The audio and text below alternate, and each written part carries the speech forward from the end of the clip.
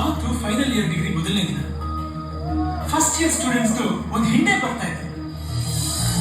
ಅಷ್ಟು ಹುಡುಗಿದ ಮಧ್ಯದಲ್ಲಿ ಇವರೊಬ್ಬರೇ ನನಗೆ ಇಂಪ್ರೆಸ್ ಮಾಡಿದ್ರು.